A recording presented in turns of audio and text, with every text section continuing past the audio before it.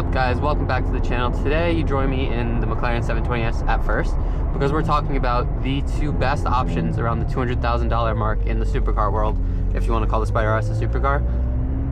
The Porsche 718 Spyder RS and this 2020 McLaren 720S. This is a Spyder. For this price point, you're really looking at a coupe, but basically the same car with the carbon tub. The rigidity is the same. So to preface this, I think the C801 is as good as both of these cars, and spoiler alert, better than one of them.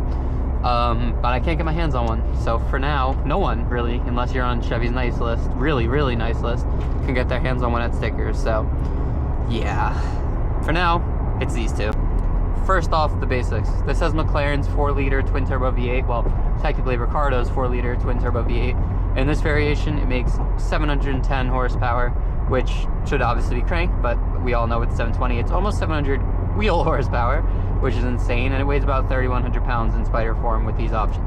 What the Porsche doesn't have, that this does, is hydraulic power steering. The steering feel is dramatically better in this car. As a matter of fact, the brake pedal feel is much better in this car, and so is the throttle pedal feel. Every tangible thing you can feel through your hands and feet is much more connected in this than the Porsche. Even though the Porsche is a very small, light car, this takes the cake there.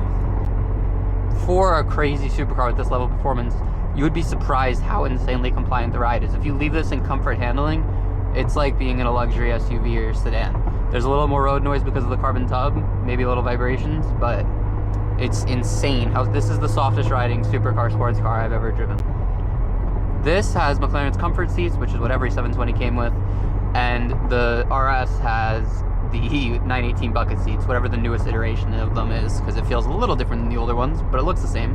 And as comfortable as those are compared to the old 918 seats, these are still more comfortable, and they hold you pretty well. On track, I will say the Porsche will hold you in much better. I know because, maybe not in the driver's seat, but I was in the passenger seat of a 750 with these seats on track, and I was much happier in the P1 bucket seats in the driver's seat for many reasons, but partially because I was flying all over the place. So I will say the Porsche seats do hold you in better. These are more comfortable. If you're street driving the car, these are more comfortable. It's a confusing thing because the Porsche feels so much smaller, but it doesn't really feel lighter, and that's because it isn't lighter. It's more nimble for sure, but the grip on this is better, and the bite mid-corner, partially because of the steering feel, even on these really old Pirellis, is substantially better than the Porsche. And I will say, the Porsche for a car on semi-slicks actually rides really well.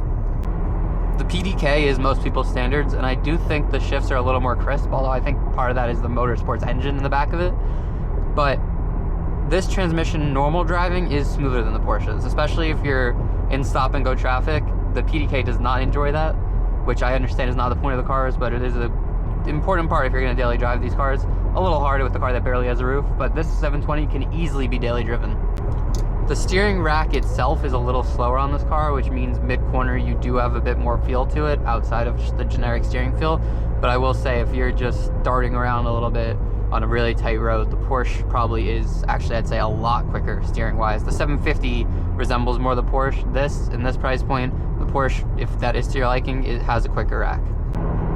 Part of this could be tires, but this is a more balanced car. The Porsche kind of feels like you're dancing the rear out a little bit as you're entering and exiting corners, which is really fun.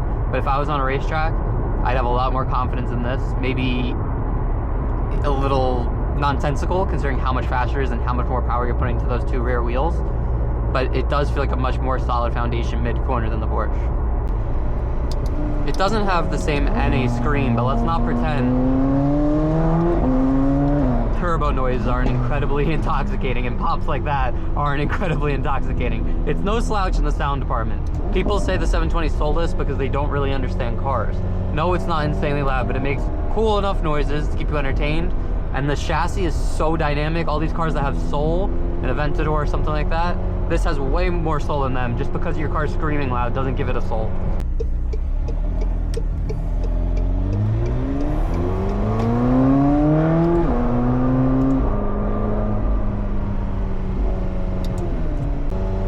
Track mode, screen down. Let's see what this could do.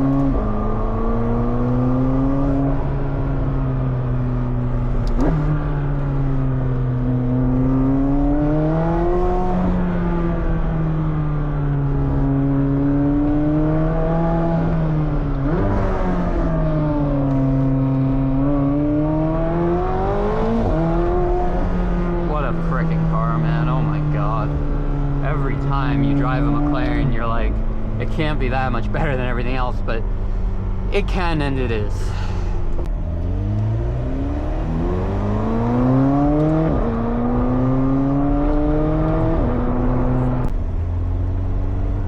One annoying thing that the Porsche does much better than this actually is if you leave this in automatic in sport or comfort, it will just go through the gears at 3 RPM. It's unbelievable. I don't know what, the 750 is slightly better, but it still does sometimes fall into its old tricks. This is just, I drive this car in manual most of the time if I'm on like a nice road. The problem is on a weekend, I'm not gonna be going hard here because there's bikes, walkers. It's not worth any risk to any human to have a little fun in a car when you can just go to the racetrack, which we will be doing soon.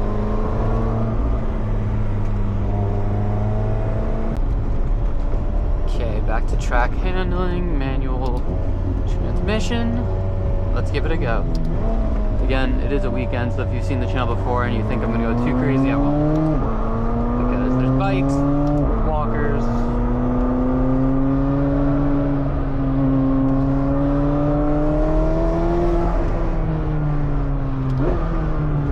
I don't know why the 3-2 shift seems so rough today, but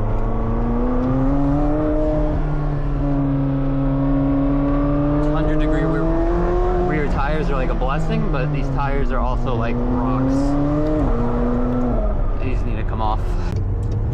The big thing with the 720 is that when you need to tone it down, it just needs to be a regular car. It's better at that, just driving around point A to point B, than the Porsche. When you want to turn it into a race car, you flick a switch, and it's a much better race car than the Porsche too. This bump in the RS is catastrophic at 10 miles an hour. At 30 in the McLaren, you barely notice it, you barely hear it. It's unbelievable. All 4 corners separate, just like any other Super Series McLaren, and you can tell. Yes, these are both technically convertibles, but in the Porsche, you certainly can't, when you're stuck behind a slow car, just press a button and in 10 seconds, completely silently and smoothly, have the roof down. That's it. The roof's done. That quick. Doesn't take 3 years like the Porsche.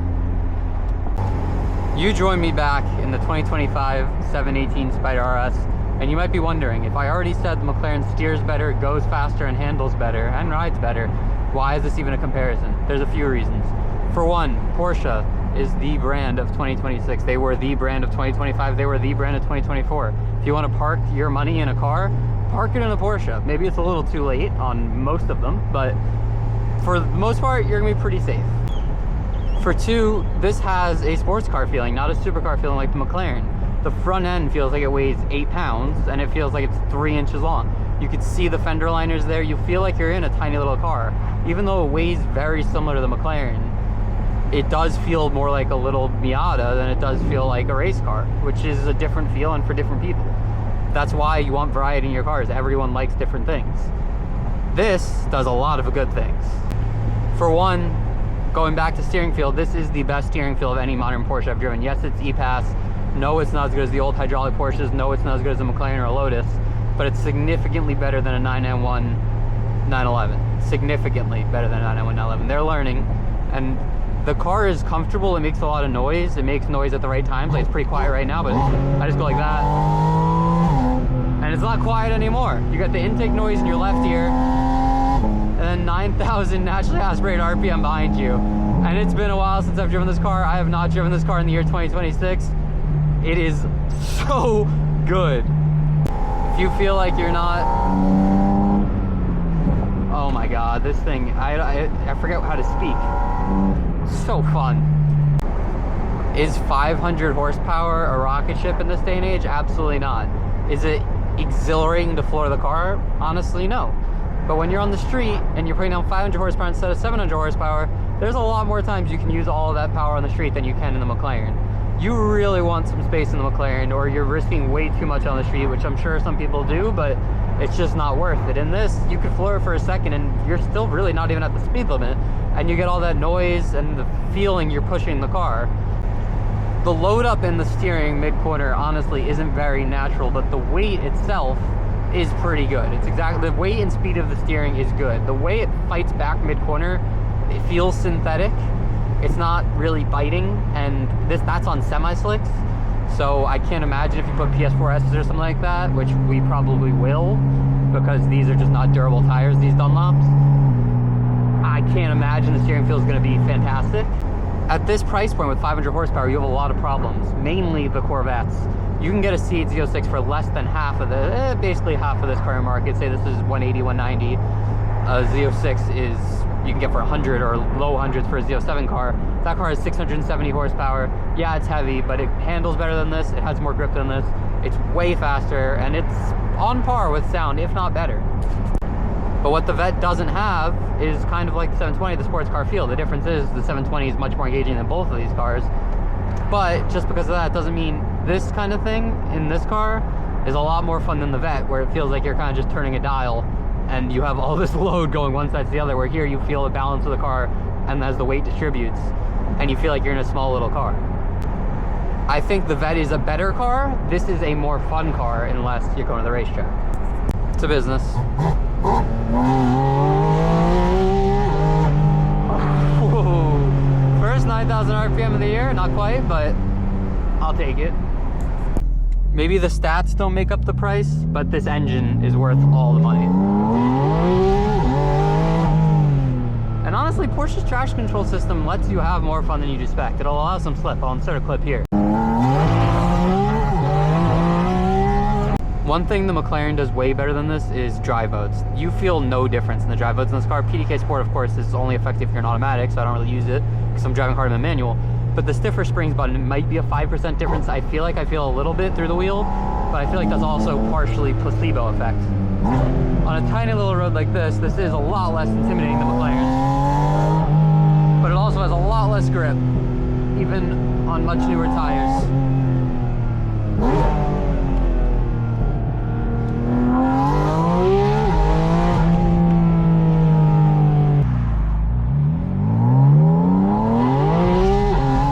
I will say, I was underrating how well this car rides. With the dry rotted, way more mild tires on the 720, as they currently sit, this actually rides a bit better. In a couple weeks when the 720 has new tires, it'll switch again, but it's actually very close, so apologies for that before. Anyways, enough of the boring stuff.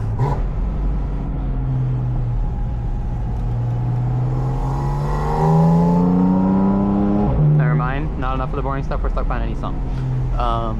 Normally I just leave a gap to the car in front so I can send it a little harder, but there is a Macan directly behind me. So we'll just get the hairpin a little bit. And that's it. Couldn't even really push the hairpin or I would have been in his bumper, unfortunately, but you know, there's plenty of footage on this road in this car. If you guys want it, I'll send the link. On the really boring stuff, I'd say the tech's better in the McLaren for sure. You have more stuff to do and the screens are faster. This is the old Porsche system, even though this is a 2025 and the 720 came out in 2017 for the 2018 model year in the US. I'd give infotainment and tech to the McLaren, and practicality is kind of even. The trunk in the McLaren, the front trunk, is bigger than the front trunk on this, but this one has a back trunk where the McLaren technically has a back trunk, but it's just a flat space. So it kind of evens out. If you need one big thing, the McLaren will be better.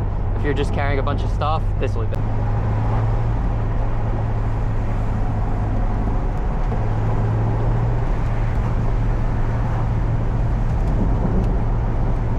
I gotta say, these Dunlops, it's not that warm out, they're pretty good. A little floaty, but pretty good.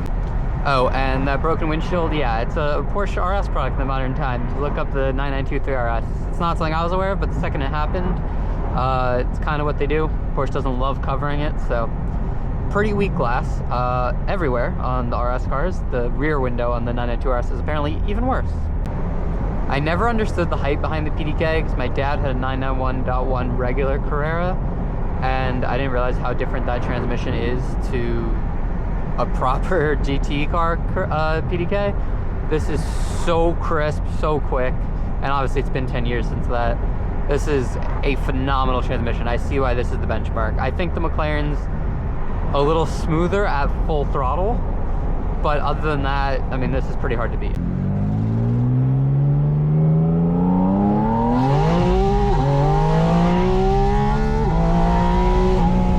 It's not scary fast. It doesn't even necessarily feel fast by modern standards, But again, you can just let it in, leave your foot in it for a second, and you're not really gonna murder someone unless you're doing something stupid, which is nice. You get the sensation, you're getting the 9,000 RPM going through the gears, and you're not just teleporting like you do in a McLaren. I feel bad saying this, but I honestly remember liking this car more than I do. The steering's worse than I thought. It's not like a raw car, but then again, I could just do this, and I'll shut up. And then I just don't care. But the actual driving experience is just, it's not even on par with the Lotus. Forget the McLarens. The steering's meh. It gets a little floaty. I don't know. It really depends what you're looking for in a car. If you want a race car, you buy the McLaren. If you want an all-around dailyable supercar, you buy the McLaren. If you want sports car feel, if you really just want the badge, which is just, I could care less what badge is on a car, you want this. If you need sound, you want this. If you need, I don't even know. Honestly, there's positives to this car, there really are, but I thought there were more than there actually are compared to the McLarens. I mean, I drove my Lotus this morning, then I got on the McLaren, I got straight into this, and I was so excited to drive this, and I had a great time driving. Of course, it's an amazing car, but if you're giving me this kind of money to spend on a car, it's not going to this. It's going to a C8 ZR1 when you can get one, or even a C8 Z06, saving your money. Or the first option is a McLaren 720S. It's just the better all-around car. This is great. It's an amazing car. It sounds amazing. I think it's the best Porsche they've done in a long time.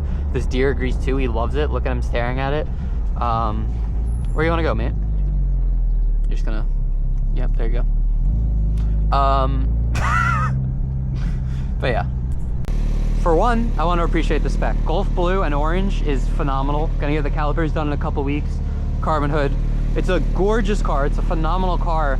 It's just thanks to the depreciation of the 720, which honestly isn't that bad. It's better than a 296 or an SF90 or a lot of the modern supercars. The value proposition just isn't there with these. The 4RS are down to 160, 170. If these come down a bit more, it's a great buy, but you need to have a couple of cars to really want this. You could really just have just that, or you could have 10 cars and you want to drive that all the time. It's a tough proposition. Steering goes to that, power goes to that, comfort goes to that, practicality because it has a freaking roof, sound goes to this, and just its overall small footprint goes to this. But then again, that car feels lighter, so it's really tough. They're both phenomenal cars. You can't go wrong. This is definitely, I think, in the top 5 modern cars at this price point. But depreciation and Chevrolet have made it a really, really tough value proposition. Both phenomenal cars. If you have any questions, let me know. Hope you have a good day. 296, actually a pretty crazy spec 296 GTS. Back in the McLaren because I want to get it up to temperature to check the oil. It's like hydrogen bomb versus coughing baby, honestly. That's obviously its taste. But the things that I want in a car, as the cop goes over the yellow lines, it's night and day. This is so much more communicative through the wheel. There's more power. There's more experience. You feel like you're one with the car. The carbon tub helps with that. And even on these just rock old tires that really shouldn't be on any car, this does everything better. And I'm sorry to the Porsche guys, and I'm saying Porshce just for you because the American pronunciation would be Porsche. I'm sorry, but this takes the cake. If you have this kind of money to spend on a car, there is no other option.